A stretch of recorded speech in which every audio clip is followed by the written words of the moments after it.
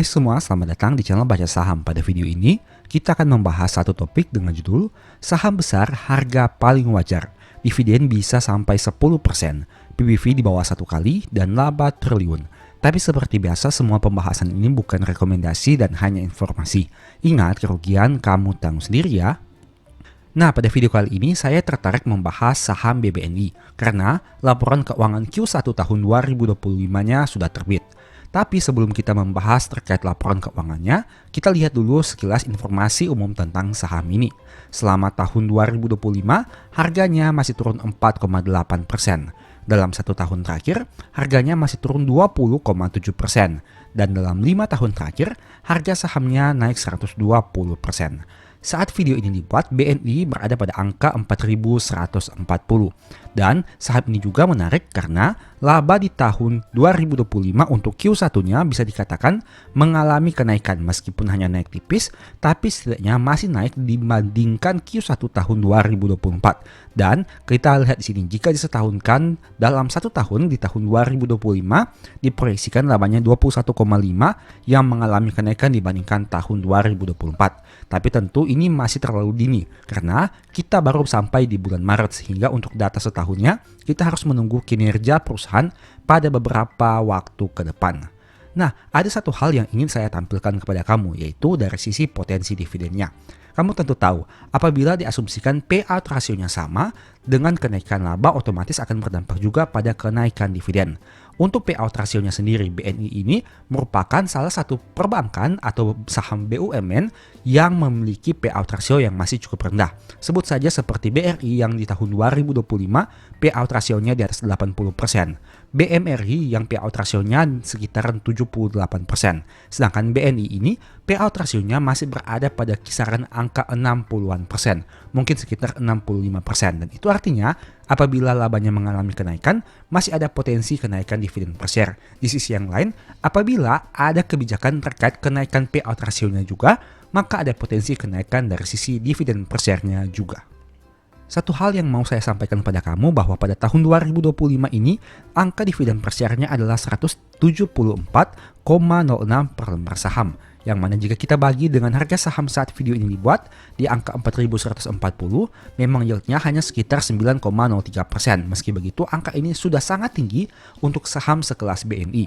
Alasannya ada dua, karena harga sahamnya turun signifikan, bisa kamu lihat tadi, turun 20,77% dalam 1 tahun terakhir, dan alasan kedua karena memang angka dividen per share-nya mengalami kenaikan yang cukup signifikan dibandingkan tahun 2024. Mari coba kita hitung. Angka dividen per share 374, kemudian kita kurangi dengan 280. Dan angka ini kita bagi dengan 280. Jadi bisa kamu lihat terjadi kenaikan dividen per share 33%. Kenaikan yang sangat signifikan. Padahal labanya di tahun 2024 tidak naik 33% jika kita bandingkan dengan laba di tahun 2023. Coba kita hitung labanya. Di tahun 2024 labanya 21.464. Kita kurangi dengan 20.909. Kemudian kita bagi dengan angka 20.909. Akan ditemukan persentase kenaikan sekitar 2,65%. Nah, menarik. Labanya hanya naik 2,65%, tapi dividen per share-nya naik hingga 30-an%. Kenapa hal itu bisa terjadi? Alasannya karena payout ratio yang mengalami kenaikan. Dan itu yang menyebabkan saya mengatakan tadi, BNI ini menarik karena payout rasionya masih berada pada kisaran 60-an%, mungkin sekitar 65%. Itu artinya meskipun labanya di tahun 2025 katakanlah hanya naik tipis atau stagnan, tapi apabila kedepannya ada kebijakan kenaikan dividen payout ratio dengan mempertimbangkan gap yang masih cukup lebar, maka ada potensi juga kenaikan dividen per share. Tapi kembali lagi, itu hanya merupakan prediksi dan asumsi ke depannya. Tidak ada yang menjamin bahwa payout rasionya bisa tetap atau bisa naik. Bisa juga malah mengalami penurunan, sehingga hal itu juga akan berdampak kepada angka dividen per share-nya. Jadi untuk saham BNI, memang dengan harga saham 4.140 dan untuk potensi dividen per share-nya di masa depan, bisa dikatakan cukup menarik untuk dianalisa lebih lanjut. Tapi kembali lagi, semuanya tergantung kepada kamu. Ada yang mungkin yakin dengan saham ini, ada juga yang tidak yakin, sehingga setiap orang punya keputusannya yang berbeda-beda. Tapi saya mau menampilkan hanya berdasarkan data yang menurut saya cukup menarik untuk kita analisa lebih lanjut. Nah, sekarang mari kita lihat dari aspek valuasi PBV-nya. BNI ini merupakan salah satu saham yang menghasilkan laba yang besar di Indonesia, tapi memiliki PBV yang rendah karena berada pada angka di bawah 1 kali. Coba kamu lihat di sini, rata-rata PBV-nya 1,2 dan kini PBV-nya hanya 0,92. Artinya harga sahamnya dijual di bawah dari modal per lembar sahamnya. Sekarang, jika saya tanyakan kepada kamu, sebutkan nama saham yang menghasilkan laba setahun di atas 20 triliun, tapi memiliki PBV di bawah 1 kali dan memiliki potensi dividen yield hingga 10%. Nah, kamu tentu akan menemukan beberapa saham. Contohnya seperti BNI, ada juga saham lainnya yang tidak bisa saya sebutkan pada video kali ini. Tapi jumlah sahamnya tentu hanya sedikit. Bisa dikatakan tidak lebih dari 10 saham. Tentunya saham-saham ini merupakan saham-saham besar yang harganya sedang mengalami penurunan, yang kinerjanya mengalami kenaikan. Sehingga kamu bisa memperoleh valuasi yang rendah dengan angka dividen yield yang cukup menarik. Tapi kembali lagi, semuanya tergantung kepada preferensi kamu masing-masing. Nah, berhubung perusahaan ini sudah menerbitkan laporan keuangan Q1 tahun 2025, kita lihat sekilas. Nah, sekarang mari kita lihat sekilas terkait laporan keuangan BNI per 31 Maret 2025. Data yang disajikan dalam jutaan rupiah. Pertama kita lihat dari komponen kasnya yang sedikit menurun dibandingkan data 31 Desember tahun 2024. Kemudian mari kita lihat dari sisi penyaluran kredit perusahaan. Kita lihat pinjaman yang diberikan. Pinjaman yang diberikan secara neto adalah 726,4 jika dibandingkan dengan periode sebelumnya yaitu 737. Untuk cadangan kerugian penurunan nilainya mengalami sedikit kenaikan dari 38,6 menjadi 39,06. Nah, untuk total pinjamannya sebelum dikurangi cadangan kerugian adalah 765 triliun rupiah. Total aset perusahaan berjumlah 1.146 triliun yang mengalami kenaikan dibandingkan periode sebelumnya. Sekarang kita lihat dari sisi liabilitas atau dana pihak ketiganya. Simpanan nasabah total simpanannya adalah 819 triliun yang mengalami kenaikan dibandingkan 31 Desember tahun 2025. Mayoritas berasal dari simpanan nasabah pihak ketiga. Bagaimana dari sisi ekuitasnya? Mari coba kita lihat di sini. Ekuitas yang didistribusikan mengalami kenaikan dari 162 menjadi 168 triliun rupiah yang mayoritas berasal dari saldo laba yang belum ditentukan penggunaannya sebesar 121 triliun rupiah. Angka ini juga mengalami kenaikan yang cukup signifikan dibandingkan periode sebelumnya. Tapi ingat, biasanya saat adanya pembagian dividen, komponen ini akan mengalami penurunan sehingga kita lihat saja pada Q2 tahun 2025 nanti. Nah, saya tertarik membahas lebih detail terkait laba rugi perusahaan ini. Pertama kita lihat dari sisi pendapatan bunganya. Di tahun 2025 hingga bulan Maret, pendapatan bunganya adalah 16,7 triliun yang mengalami kenaikan dibandingkan periode sebelumnya yaitu 15,8 triliun. Untuk beban bunganya juga mengalami kenaikan dari 6,4 menjadi 6,8. Tapi karena nominal pendapatan bunga tumbuh lebih signifikan, pendapatan bunga bersihnya masih bisa naik dari 9,3 menjadi 9,8. Ini ada satu poin menarik yang bisa kamu lihat sini terkait komponen beban klaim. Jika kamu lihat di tahun 2024 nominalnya cukup signifikan, sedangkan di tahun 2025 mengalami penurunan yang sangat drastis. Hal itu menyebabkan pendapatan asuransi bersih di tahun 2025 menghasilkan angka yang cukup baik untuk mendongkrak laba perusahaan. Kemudian kita lihat dari pendapatan operasional lainnya. Pendapatan provisi dan komisi mengalami sedikit penurunan dibandingkan periode sebelumnya. Dan jika kita lihat di bawahnya, total pendapatan operasional lain mengalami kenaikan dari 5,06 menjadi 5,08. Alasannya sederhana, meskipun terjadi penurunan dari provisi dan komisi lainnya, tapi ada beberapa komponen lainnya yang mengalami kenaikan sehingga bisa mendongkrak total pendapatan operasional lainnya secara keseluruhan. Sebut saja laba dari entitas asosiasi yang mengalami kenaikan. Ada juga keuntungan dari penjualan aset keuangan.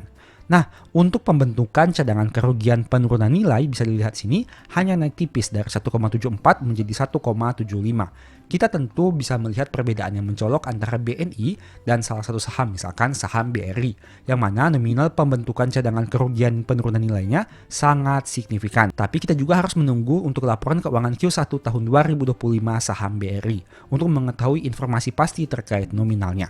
Untuk beban operasional lainnya bisa kamu lihat di sini terjadi kenaikan dari 6,6 menjadi 6,9 triliun rupiah.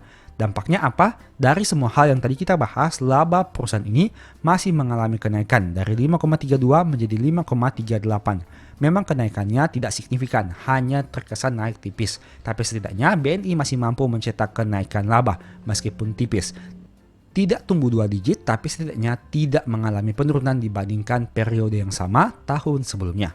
Nah, menurut kamu bagaimana dengan berbagai pembahasan yang kita bahas ini? Apakah saham BNI masih menarik untuk dikoleksi? Silahkan tulis di kolom komentar. Sebagai informasi juga, sebelumnya saya sudah sempat buat satu video yang mungkin bisa berguna bagi kamu.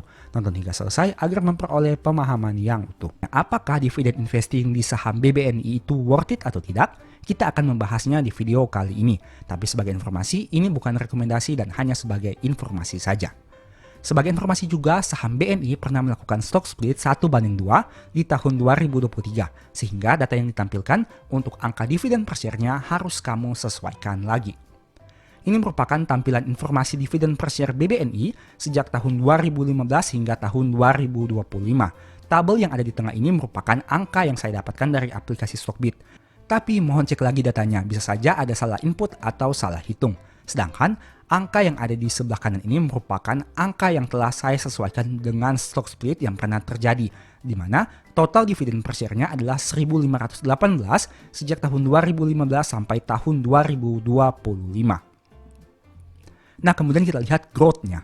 Di tahun 2016, growth dividennya adalah minus 15% dibandingkan tahun 2015. Naik jadi 74% di tahun 2017, naik lagi 20% di tahun 2018.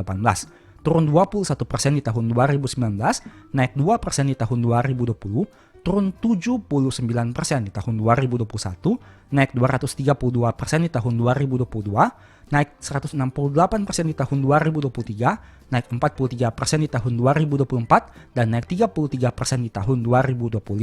Dari data ini kamu bisa lihat dividen per share BNI berdasarkan data yang saya hitung ini pernah turun setidaknya 3 kali, yaitu di tahun 2016, tahun 2019, dan tahun 2021. Saham ini pernah turun dividen per share-nya hingga 79% di tahun 2021, tapi pernah juga naik 232% di tahun 2022. Sehingga hal itu bisa jadi bahan pertimbangan bagi kamu. Nah, sekarang kita asumsikan bagaimana jika kita punya 100.000 lembar saham Bank BNI. Ini merupakan dividen yang akan kita terima. Di tahun 2015 7,2 juta, di tahun 2016 6,1 juta, 10 juta di tahun 2017, 12,7 juta di tahun 2018, 10 juta di tahun 2019, 10,3 juta di tahun 2020, turun menjadi 2,2 juta di tahun 2021. 7,3 juta di tahun 2022, naik signifikan menjadi 19,6 juta di tahun 2023, 28 juta di tahun 2024, dan 37,4 juta di tahun 2025. Bisa kamu lihat di sini, untuk angka dividen yang kamu terima cukup fluktuatif. Pernah hanya 2,2 juta di tahun 2021, tapi pernah juga mencapai 37 juta di tahun 2025. Padahal lembar sahamnya sama. Ingat, lembar sahamnya sama, yaitu 100.000 lembar saham.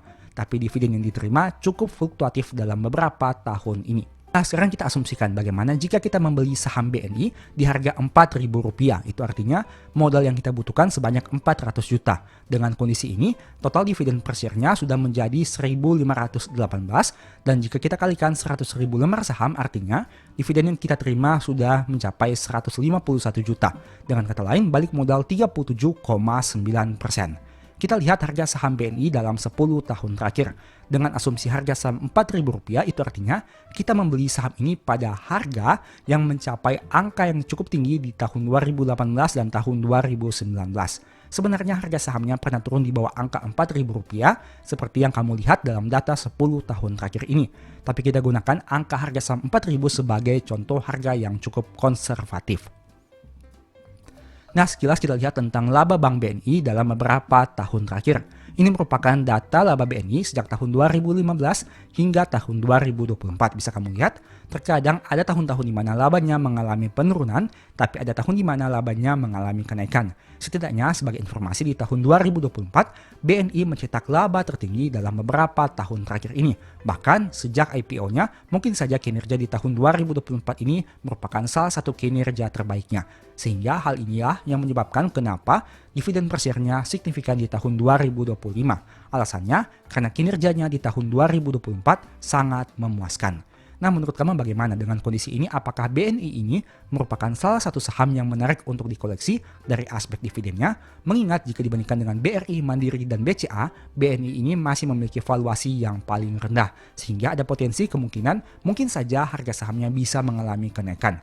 Apalagi dari sisi pencapaian labanya, BNI ini sebenarnya masih memiliki laba yang jauh lebih kecil dibandingkan 3 saham Big Banks lainnya, sehingga diharapkan masih bisa memiliki ruang perkembangan yang cukup signifikan. Tapi kembali lagi, ini bukan rekomendasi dan hanya sebagai informasi saja.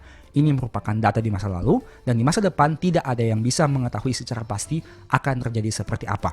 Bisa saja harganya tambah naik, bisa juga tambah turun. Begitu juga dengan dividen per share-nya.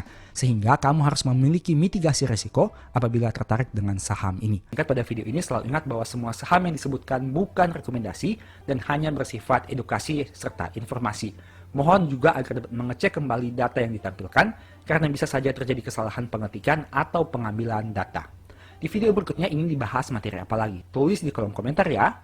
Sebagai informasi, berikut ini beberapa list ebook baca saham. Pertama, psikologi saham. Kedua, stock for living. Ketiga, strategi nabung saham. Keempat, the stock market. Dan yang kelima, cara cepat analisa laporan keuangan. Apabila tertarik, chat saja pada nomor WA yang ada. Sekian video ini, semoga bermanfaat. Thank you.